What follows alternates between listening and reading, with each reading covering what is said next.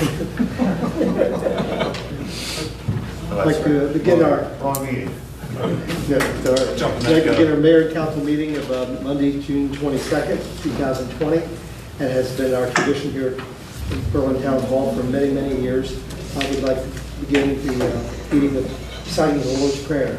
Would you join me, please? Our Father, who art in heaven, hallowed be thy name.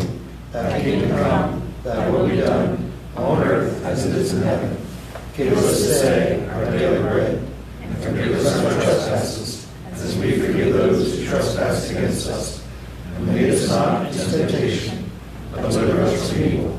For thine is the kingdom, the power, and the glory forever. Amen.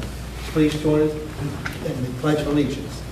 I pledge Allegiance to the flag of the United States of America, and to the republic for which it stands, one nation, under God, indivisible, with liberty and justice for all.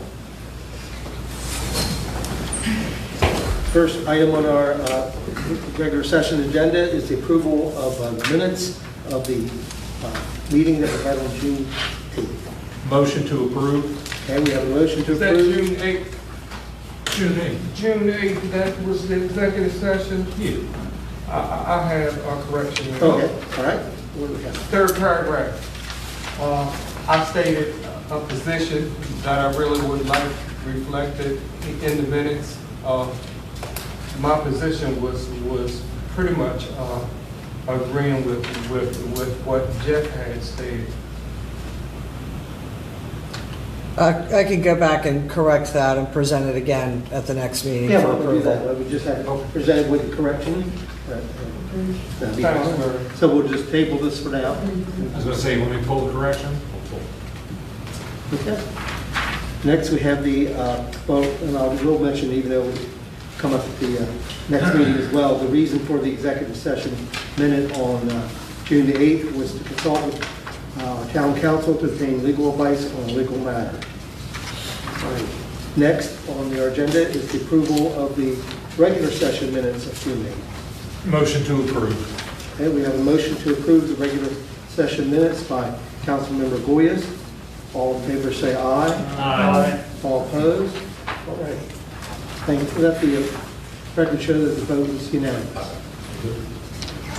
All right, next is number 2 on our agenda is a motion 2020-17, motion approving Pop's Kitchen to place tables and chairs on the sidewalk of Gay Street.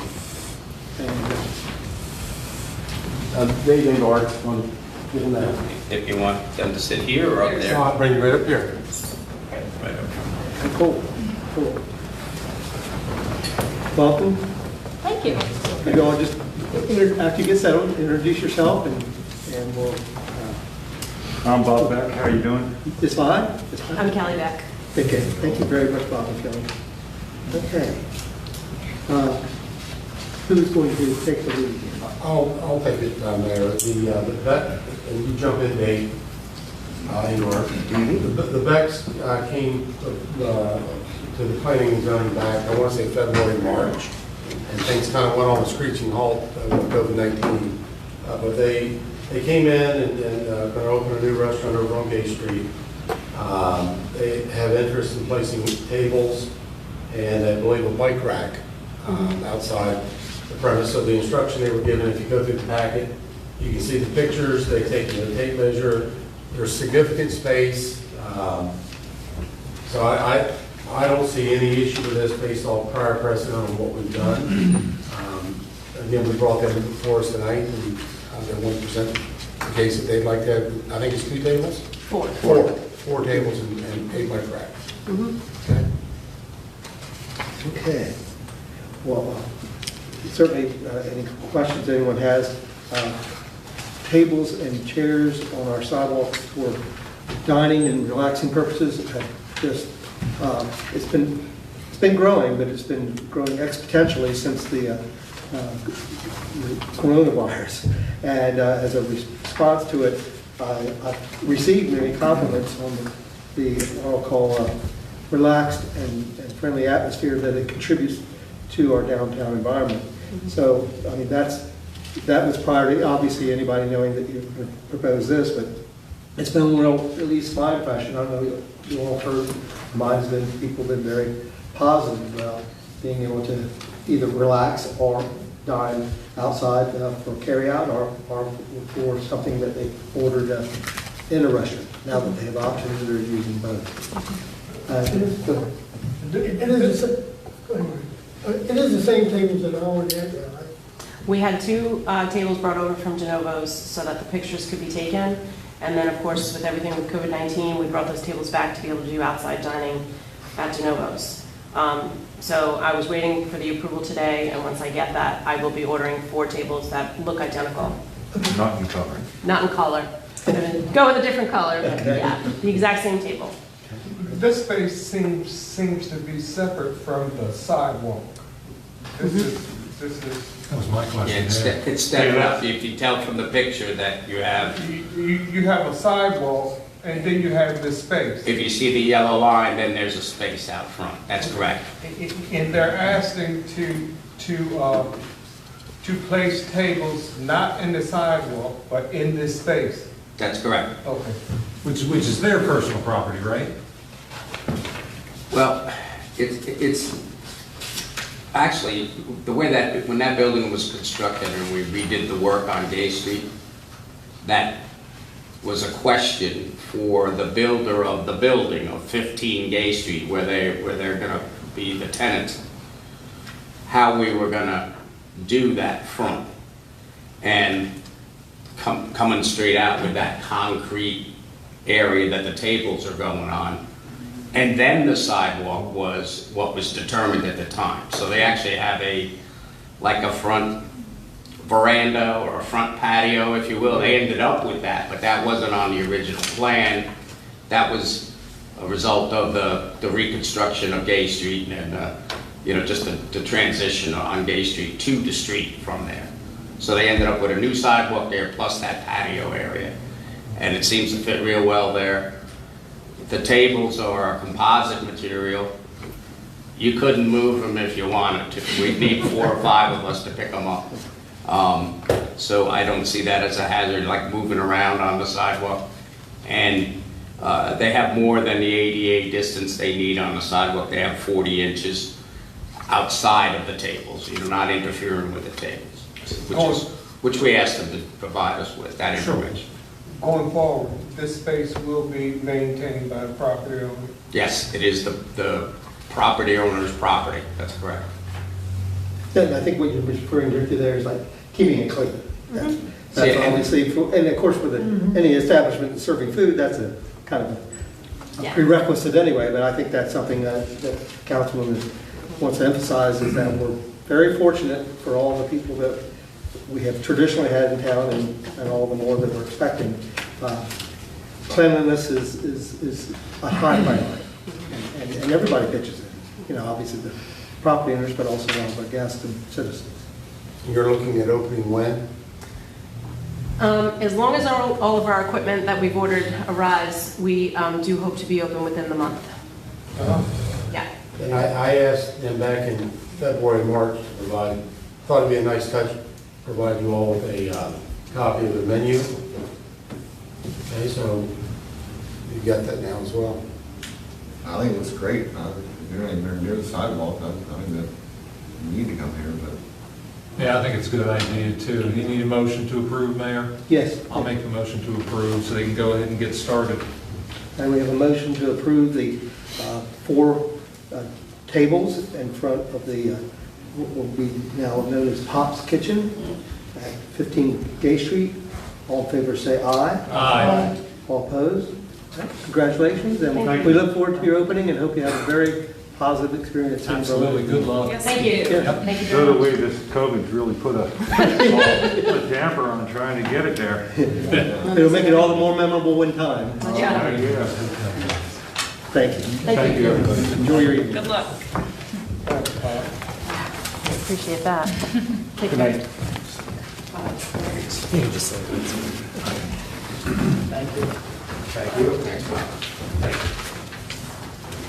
Okay. Next are 2 public hearings. We'll take one at a time. The first will be regarding the change, the very straightforward change to our elections code to make absentee ballot, making the ability to vote by absentee ballot basically very simple and not restricted. And we will now open the public hearing. And Kelsey, do we have any questions that were submitted beforehand? Not to my knowledge. No. I'm not sure if you guys have received any. No. So we haven't gotten anything from the state or county? No. Okay. Does anyone have any comments or questions tonight? I know we went over it when it first was introduced. But the idea is that we're just trying to bring our code in compliance with what is the reality nowadays, where in the old days, you had to be out of town or have an excuse to absentee ballot. Now it's a matter of personal choice. Just get them to the polls. Yep, just whatever way works for people. Yeah. Need a motion? Yes. I make a motion that we approve this I don't have any. I don't know. Do we want to give it a minute? request. Yes. Do we want to give it just a couple minutes in case people are typing? Okay. I've just posted that the public hearing is open, so I will let Okay. you guys know if anything comes through. All right. It seems pretty straightforward, but just in case we get a question.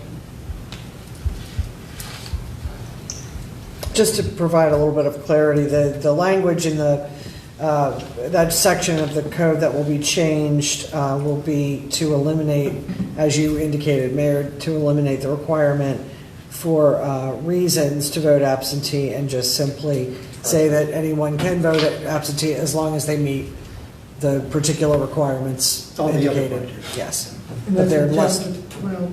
yes, chapter 12. Okay.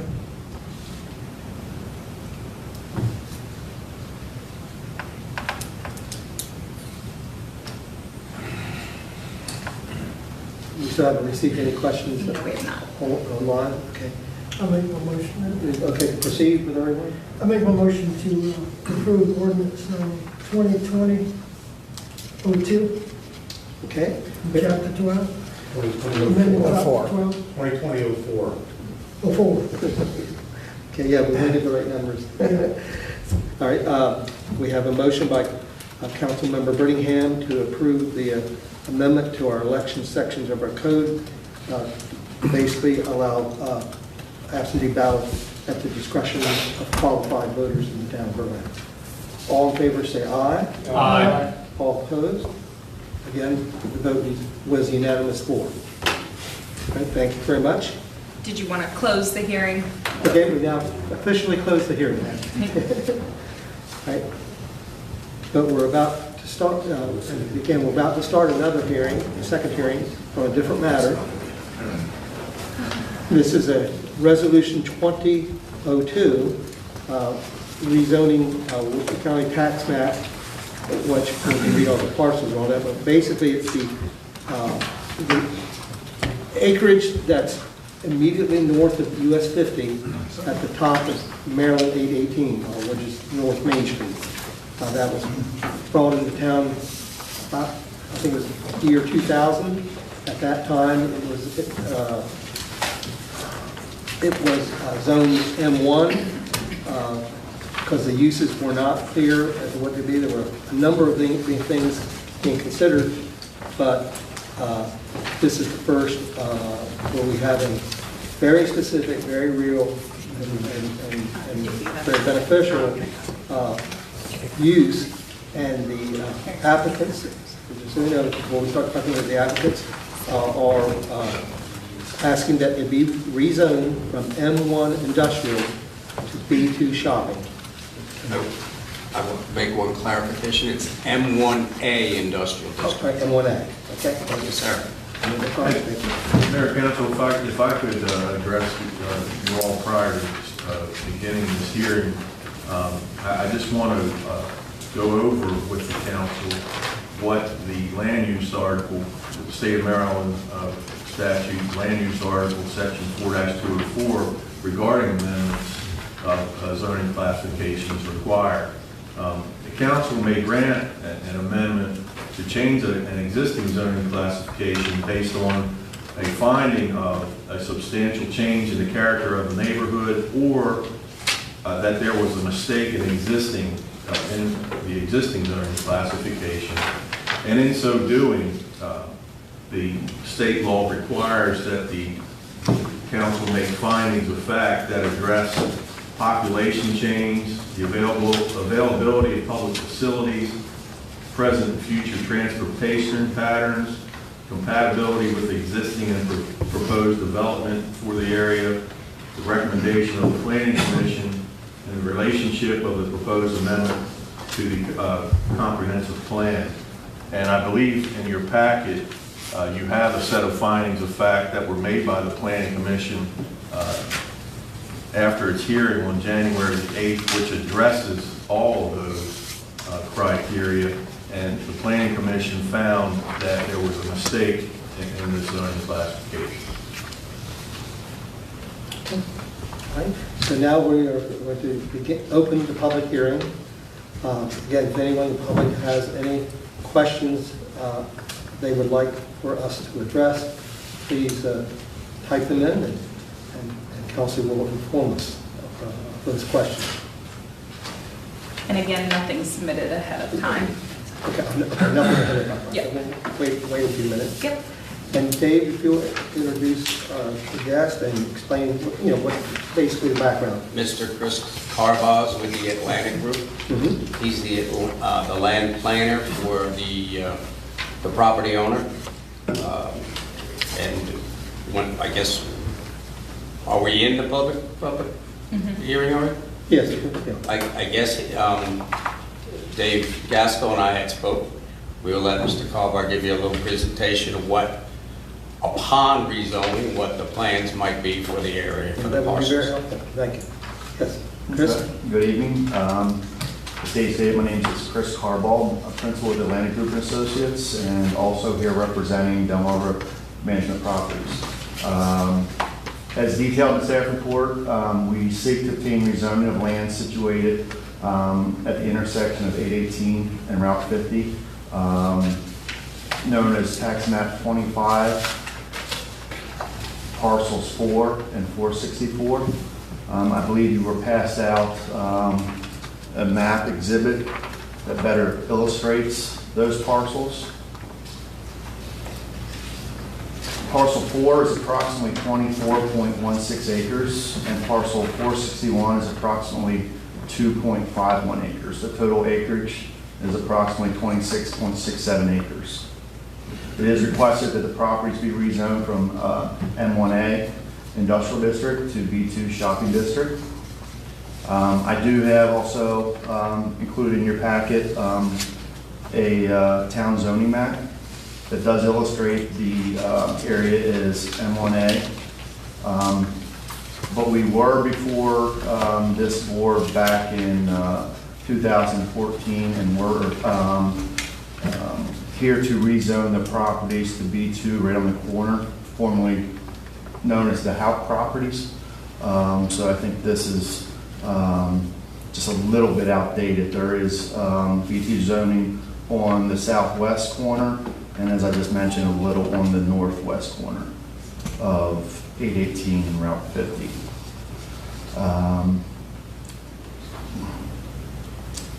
As Mr. Gaskell discussed, pursuant to Maryland Code, we must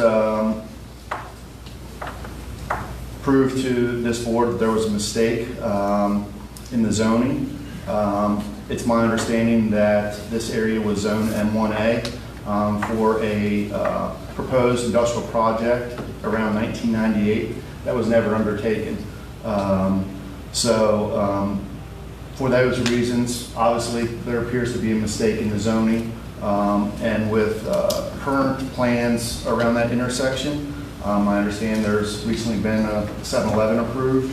It appears that the intersection is becoming more B2 or commercial.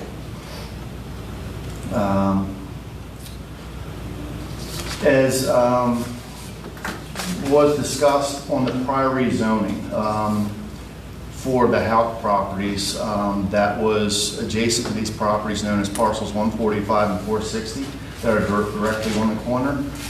There was a finding of facts that I think sets some precedent for this rezoning. They're also included in your packet. I'll just briefly read those for the record. Pursuant to an annexation agreement dated December 20, 1999, the agreement, the properties were annexed into the town on the premise that the properties would become a portion of a planned industrial park to be named Berlin Technology Campus.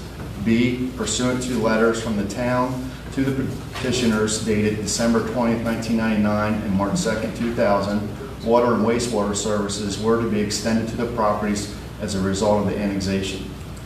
On March 8, 2000, the petitioners executed an easement to the town to facilitate the extension of water and wastewater services to the property. Not until June 20th, 2012 did the town inform petitioners that water and wastewater services were soon to be extended to the properties. E, at no time since the annexation of the properties into the town has an industrial park of any kind been planned, designed, and submitted to the town for review and approval. F, the town does not at this time anticipate any industrial park on the properties, nor does the town believe that such a use is most desirable for the town or the properties. G, the highest and best use for the properties is commercial, making a change in zoning classification from M1A, light industrial, to B2, shopping district, the most appropriate for the properties in the town. And finally, H, there is a public necessity for the requested change in zoning classification, convenience, general welfare, and good zoning practice require that a finding of mistake occur and the properties receive a change in zoning classification for M1A light industrial to B2 shopping district. So for these same reasons, we respectfully request that the board recommend rezoning these parcels 4 and 461 from M1A to B2 shopping district. And with that said, I'd be glad to answer any questions you have about our request or the future plans. Share with us future plans. Okay, also within your package should be a color exhibit of the properties where we are proposing to do what I would call a neighborhood shopping center. We are proposing 3 pad sites for individual commercial uses, being parcels 1, 2, and 3, closest to the corner of Route 50 and 18. And we anticipate some more shopping center-like uses to be back on parcels 4 and 5. So the intent is that we're coming before the town here in the near future with a neighborhood scale shopping center, not something that you would envision to be similar to, say, the Walmart shopping center. A lot of architecture that you would find relating to Berlin, a lot of open space, a lot of features that I think will add to the attractiveness of Berlin. Did you present this earlier? There was something similar to this that, has since been modified, where we did have a service road coming into the parcels, but it's been reconfigured a little bit, but it's generally the same. I mean, you presented this before the council? No, just the 2 parcels that were owned by Mr. Philip Hauk. That was parcels 145 and 460. I was wondering where Lisa Hall's name's on the signature page. The council adopted those findings back in 2014 in regard to those. And that's an adjoining parcel.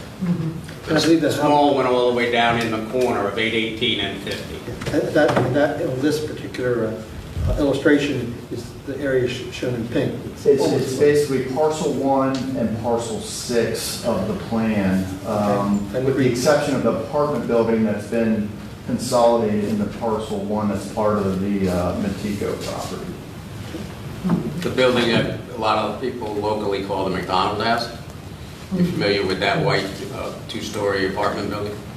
That's in that previously, just outside of that previously rezoned parcel, part of this parcel. I think we have a question. Chelsea, we have a question from the public? Yes, Tony Wegg has asked, are water and wastewater already extended there, or will that take money and work? Will the developer fund this, and how will it be connected to downtown? Will it be another strip mall? So I guess the first question Sort of is, thinking one at a time. yeah, is wastewater already extended, water and Yes. wastewater already extended there? Yes, they are, but please just, basically, yes, and they have been. The wastewater was extended for Sunrise Church a number of years ago. That's correct. Okay. Okay, what's next? Next question, will the developer fund this? But that's already, and how will it connect to downtown, which is part of that? And then will it be another strip mall? And again, we're not looking to propose the classical strip mall. Again, we're trying to create a different experience, what I would call more of a neighborhood shopping center. Nothing similar to what you would see, you know, at the Walmart shopping center here on Route 50. Nothing similar to that. Now, when you use the word neighborhood, I envision like sidewalks and people being able to walk to these things. Is that what we're gonna see along this main corridor, is sidewalk accessibility? Not on the main corridor. Within the property, you know, we expect that to incorporate some plaza-like features for, like is common now, outdoor seating for a lot of establishments, businesses. Again, a lot of green space for activities, you know, as people are visiting the shopping center. But it is a shopping center to provide more conveniences for the town, but also to, again, take advantage of that intersection and to get people to stop at Berlin and maybe, you know, visit other businesses downtown. He has a follow-up question. How will the people of Berlin connect to it? Will the downtown corridor be considered when getting there? Well, 818 is Main Street all the way from US 50, US 50 to the north to 113 down by the ball fields to the south. So there is a direct connection that way. And from the plans, because I'm not sure how much the public can tell, you would then cross US 50, continue up that little extension right by Sunrise Church, and where Sunrise Church is on the east, then this proposed neighborhood shopping center would be immediately to the west, and all access would be from 818, not directly from 850. And that corridor is how you get to various properties that are developed. Is that accurate? Correct. Proposing only one access point off of Route 818, directly across from the entrance of Sunrise Church. And the only other thing I can say is that, and this has been a long time in developing, and it has, and we're all very pleased that it's happened. Downtown is not conducive as a shopping center area. It's not for you know, what it's called, mainly big grocery markets and all your traditional things like that. Downtown has developed very, you know, we're very proud and very well as dining, you know, indoor and outdoor, and also what I call boutique shopping and specialty shops, and that is what we're bringing downtown. And the people that are brought downtown for those purposes, rather the local or visitors, also often dine in downtown. Here, this is a more traditional in that if you're going to this area, you're not going to boutique shopping. You're basically doing your, you know, I'll call it weekly family shopping and things of that nature. I think that's Correct. I mean, there could be a mix of uses. We anticipate, you know, from restaurants to retail to pharmacy uses, markets, you know, a variety of uses are planned to, again, just serve the population of Berlin. And the other thing, Tell me, I'm sitting here thinking, and the first thing coming to my mind is the shopping center in Cambridge that's being renovated right now. Well, I mean, What is going to be different in your shopping center than a shopping center like that? I haven't really, I've driven by since they've started renovation and noticed, you know, it does have a better appearance as you're driving by. I can't say I've really been into the shopping center to compare it to what we're proposing. But, you know, again, I think they're doing something beneficial for, you know, a vacant property not being best utilized. But I can't really compare because I haven't been on the site, unfortunately. He had another question, Mr. Wig. How does a walking person or biking person connect what sidewalks? to this shopping center, is that the question? Yes, I believe that's what he's referencing. Well, I think something needs to be made clear here is that we have, for walking and for bicycles, that is what the properties in downtown Berlin have been revitalized for over the last, particularly 20 years. And, but our commercial development on US 50 and US 113 is we are not encouraging people to walk across those highways or along them. That is, they have been, they are the secondary development of commercial development in our town. And then we first started at the core, where walking and biking are appropriate, but when you're on a major highway, and there's two of them, the two major highways, north-south and east-west in coastal Maryland, go through Berlin. So that's what this is about. And if I could add, this is, you know, the type of development that allows the commercial uses to come that require the necessary parking that maybe downtown Berlin right now cannot provide. We have a question from a Robert Johnson. What type of businesses do you anticipate being a part of the shopping center? As I mentioned, we're envisioning a mix of uses. Really, it's open to anything permissible in the B2, but, you know, we're targeting, you know, uses such as restaurants, pharmacies, retail,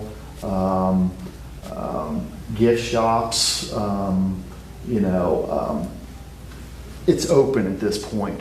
We don't have anything specifically nailed down yet until the rezoning is in place. But, you know, again, we're going to be looking to provide services that we think are needed or desired for the community around Berlin. And I would like to point out that whatever is proposed is going to have to go before the planning commission. And I'd like to add as well, to piggyback on Mr. Gaskell, the intent tonight is to discuss the rezoning of the property, not the conceptual of what he's doing. Now, I'm going to speak candidly about something. Again, it's very preliminary, and I can tell you the conceptual diagrams and photos that he has shared with Dave Engard and I think it's on run. But again, that's conceptual, and you're not there yet. But we're here tonight, though, to discuss the rezoning of the property. Yes, sir. I have another question posed, but it's not necessarily in regard to the rezoning, so it's up to you. It's about vacancies in the area and how you expect to fill spaces when there's already so many unoccupied spaces. That's not relevant. Quite frankly, this is a different type of business development. And compared to even 20 years ago, there are much fewer commercial vacancies than there have been. Compared to 30 years before, there's no comparison. Most of this town is closed up and used for warehousing. So there's just no comparison where we are now and where we continue to try to go. And I think that's something that if someone understandably has not lived here very long, they wouldn't necessarily know the direction the town's been going for the last generation. I have a question about B2. Now, B2 is similar to what we have downtown, correct? Downtown is B1 Town Center District. Okay, but, go ahead. B2 allows a few more uses, but basically everything that the Town Center District allows, the start of the B2 shopping district, the uses say everything you can do in B1, you can do in B2, and then it expands on that. So these could potentially include like rentals and things of that nature above the shops, correct? Like if you have. It is a permitted use in the Right. B2. So if that were to be the case, I would like to see some interconnectability to downtown.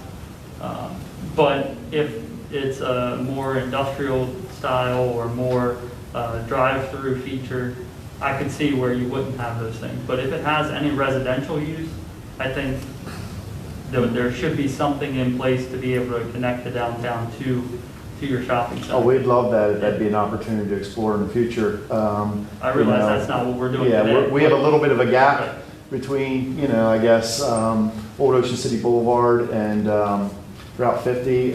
Maybe over time, things change, and if the project can be connected, that would be great.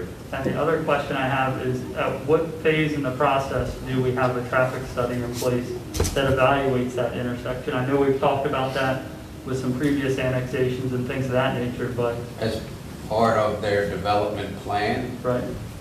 they would be submitting an access management plan to State Highway. And one of the requirements of that access management plan is a traffic study. So usually, and I'll again speak for Chris, I know the way he's done projects in the past, State Highway takes a little longer than some other, some of it goes over to Baltimore, some of it stays here on the shore in their reviews. So he'll probably be, I would guess, submitting that, or he's already had talks with them about that, leading up to whatever he's going to do to submit to the town, to Planning Commission. So you have that approved, Planning Commission can react to that. We like that, we don't like that. But that's usually the way it goes. That access management plan has to go to State Highway. Both of these roads are their responsibility. 818 is a Maryland State road, and US 50 they're responsible for. And we've had meetings on site over a year ago. We were on site standing on that corner with State Highway people, and because at one point they were going to relocate the ditch there.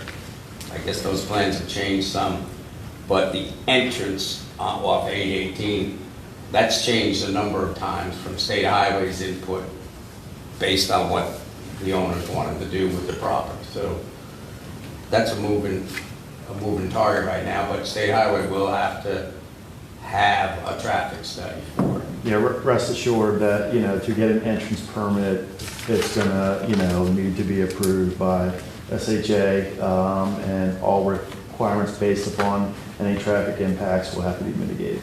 And Dave, can you keep us up to speed on that and Sure. let us know when there's an opportunity for comment? Yep, and I will say also, when this originally, Mr. Carbo we were gonna try and do this in the March at a mayor and council meeting, and then the restrictions, the COVID restrictions took place, and we finally got it back on one of your agendas. But when we picked that date, I contacted Janet Hockman, who's the assistant district engineer for access management out of Salisbury, and Dan Wilson, who works with her, and just told them what was coming up. That's what we tried to do over the last number of years. Is we didn't always have a communication open with SHA, but we've managed to do that over the last 5 or 6 years. So they said just keep me posted. Also, they already knew some of the details from Mr. Carbo.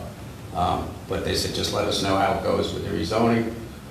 They like to know what's coming too. So they work with us well, with Jeff and I and all the department heads on 346's work over by the hospital that just completing. and what's upcoming for 376 too. They work closely with us on that, so they're always grateful to hear what we're doing. So I reached out to them first. Thank you.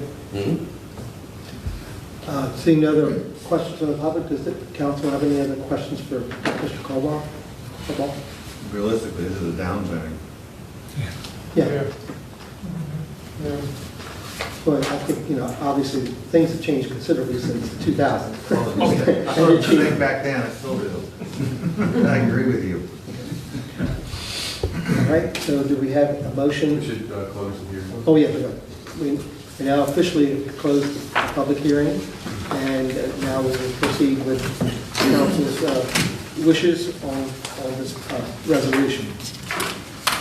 Make a motion to pass resolution 20-02, change the zoning classifications on this property from M1A industrial district to a B2 shopping. Mr. Purnell, could I urge you to add to your motion that you would adopt the findings of fact Yes. of the planning commission from their hearing on January 8th, 2020, and the findings of fact that the mayor and council made regarding parcels 460 and 145 in 2014. That'd be fine. Is that all right? So we have a motion by Councilmember Brunel to rezone the parcels for us from M1A industrial to B2 shopping. All in favor say aye. Aye. All opposed? Okay, let the record show that the vote was unanimous. Well, thank you very much, Chris. We appreciate your time, and we look forward to hearing more as things develop. I look forward to it as well. Thank you. Thank you. Thank you. I got my office rolling. All righty. Now, Jeff, on number 4, who's going to take? It'll be Mary. Okay. Mary Baldwin, our Assistant Town Administrator. This is a discussion regarding the 2020 municipal election staff report. First, I'd just like to say that this is something that I worked on kind of in an abundance of caution rather than waiting until the last minute to try to figure out what we're doing with the election. I based this on a lot of assumption about what might be happening with the coronavirus pandemic at that time. So having said that, most municipalities are taking one of 3 approaches to their elections this year. A number have already been rescheduled that were scheduled for the spring, right in the middle of the pandemic for obvious reasons. Some others have shifted to a purely mail-in ballot format, and those that are regularly scheduled for the fall are kind of looking at this in some of the same ways that I have. And that is, we will, at this point, we're going to assume that some of the social distancing restrictions, mask use, that kind of thing will still be in place.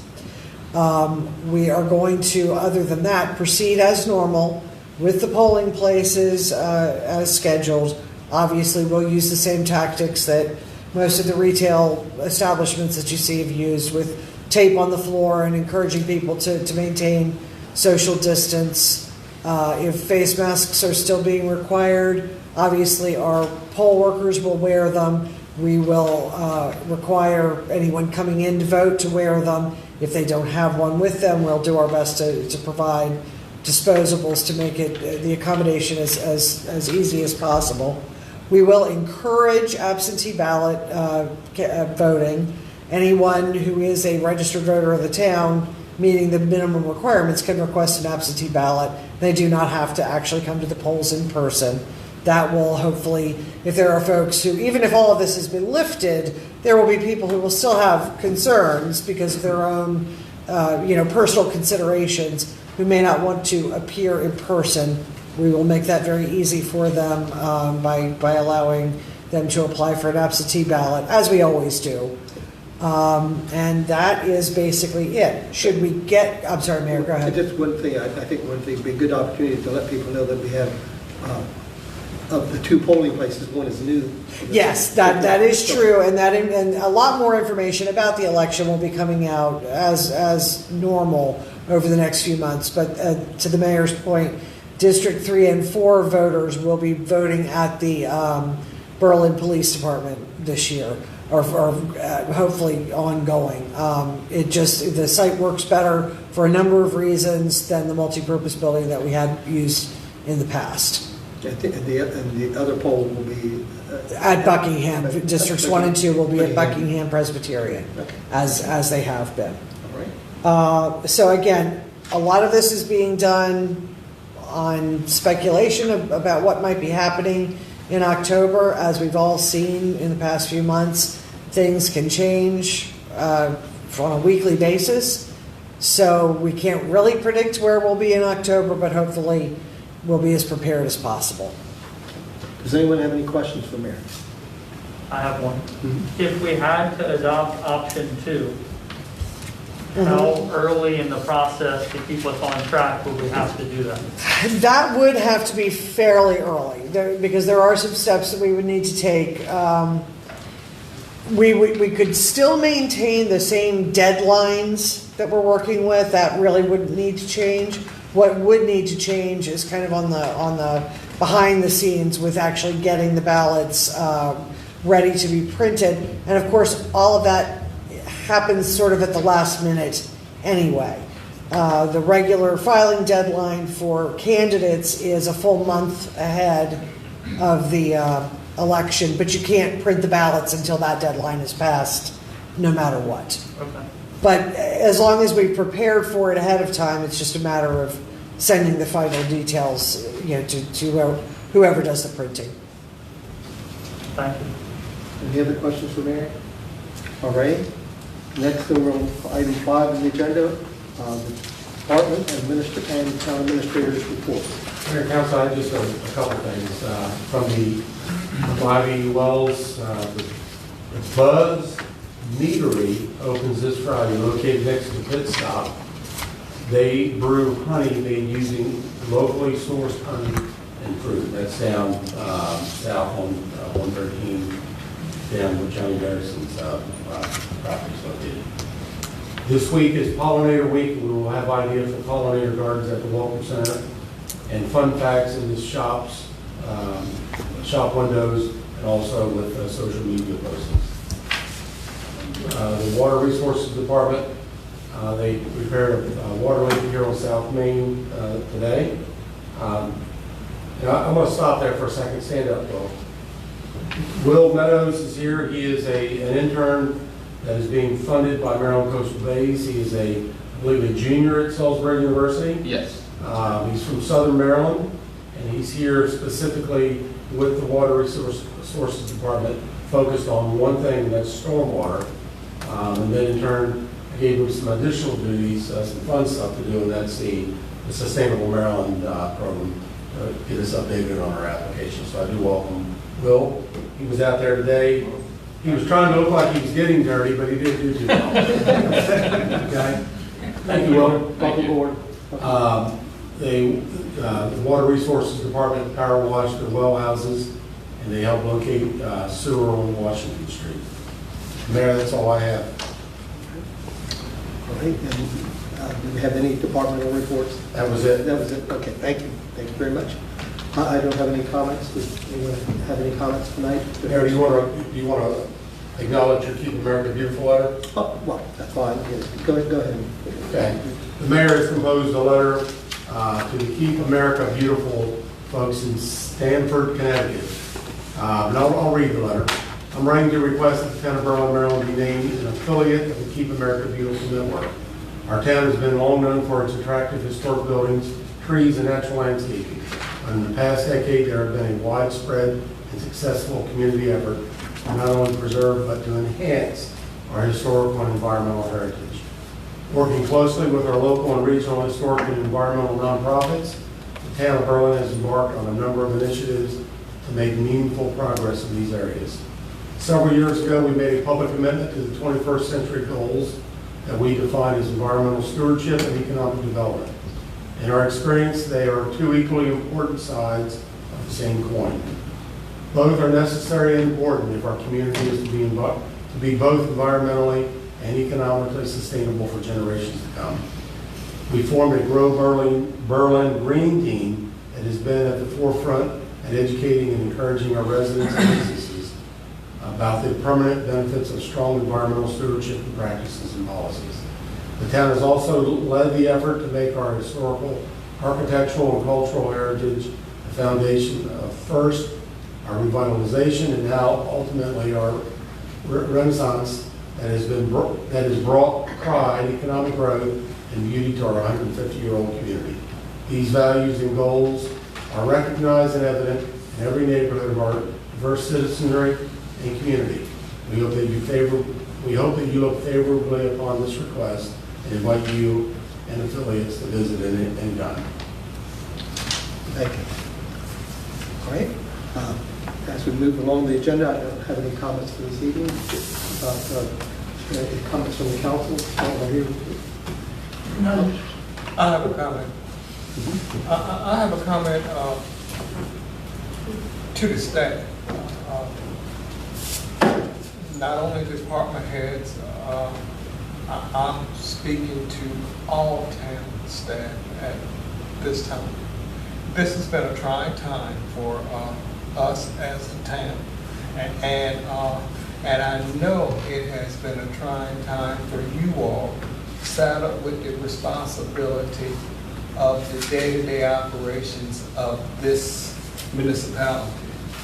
But I think you have did a tremendous job in addressing the concerns, dealing with COVID, trying to keep staff and the public safe. And I just want you all to know that we appreciate your efforts and we see the work that you do. And thank you.